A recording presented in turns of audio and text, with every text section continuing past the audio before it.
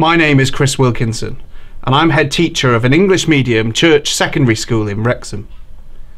I, like many of the staff in my school, live over the border in England, where for the majority of us, the reality is that until we came to work in Wales, we've never had to engage with the Welsh language at all. All the pupils at my school currently study Welsh as a second language, but for a third of the pupils it's actually their third language. 2/3 of the staff would say that they do not speak Welsh.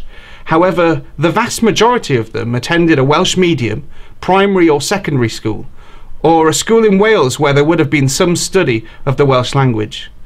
But for whatever reason, the opportunity to fully use and develop their Welsh skills never came to fruition. I'm sure many of you recognise this context or a similar picture in your own school. I want to talk a bit about the Welsh Government's ambitious plan to get 1 million Welsh speakers by 2050 and how all of us can contribute towards this. All of us are schools in Wales. We're funded and challenged to provide the best possible educational opportunities for our young people. And there's a direct correlation between being bilingual and opening up doors beyond our schools and for the future. The challenge in front of us is for the young people in Wales to have a firm grasp of both languages, Welsh and English, with pupils being comfortably confident in both. 2050, that's the year. As you're aware, the Welsh Government's aim is to create 1 million Welsh speakers by 2050. Every school in Wales will have to respond to this challenge and make plans to achieve the aim. This will pose quite a challenge. In order for pupils across the curriculum to thrive bilingually, there needs to be a workforce which is confident and competent in meeting the demand. This is an unprecedented upskilling of all staff working in schools in Wales. The North Wales Consortium, involving input by all 6 local authorities, has an action plan to help schools contribute towards this aim. The plan has been examined by Estyn and the government, and also by a working party of teachers and advisors here in the North. It's an exciting plan, practical yet ambitious, and certainly far-reaching. Schools like mine are participating in pilot projects to ensure that we are well placed to respond to the demands of the new professional standards, which make clear the obligations of school leaders to make sure that every effort is made to embrace the learning of the Welsh language as an example to others, and that pupils know about the advantages of learning Welsh and becoming bilingual, as set out in the new Estyn framework. The golden thread running through the plan is the principle that this plan applies to all members of school staff. If this plan is to be successful, everybody must work together: heads, teachers, assistants, support staff and pupils.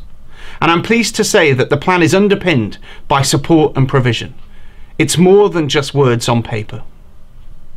The needs of all members of the workforce must be ascertained so as to provide the best support, and carrying out an audit is the best way of doing this. In 2018, an online questionnaire will be sent to all members of the education workforce in the region. I'm hopeful that the questionnaire won't be too time-consuming. But from January 2019 onwards, this information will be collated annually through Plask. How will the audit benefit you as a school? The questionnaires will be analysed and information sent to you that will help with your school's further planning. I'm sure that you're aware of the Learning Passport and, as mentioned earlier, the new professional standards for teaching that will be used by all teachers and school leaders as of September 2018. The information provided for you from the audit will inform this passport. The Welsh in Education Action Plan, recently published by the Welsh Ministers, notes ambitious targets for increasing the number of teachers teaching Welsh as a subject and teaching other subjects through the medium of Welsh. This plan also refers to creating a nation that responds to increase the number of people learning their language and being able to use it within their families, in their communities and in the workplace. Therefore, it will need to be ensured that people have the opportunity to learn Welsh and to be educated in Welsh countrywide, and that they are confident to use the language and indeed to use it at every opportunity. As I said at the beginning, the Welsh Government plans are ambitious. The challenge has been laid out for all schools to meet. Clearly, There is significant planning required for all schools to make steps towards this. But the starting point for schools like yours and mine is to embrace the audit, to encourage staff to complete it, to celebrate the successes that already exist, and to accurately identify the support required for all of us.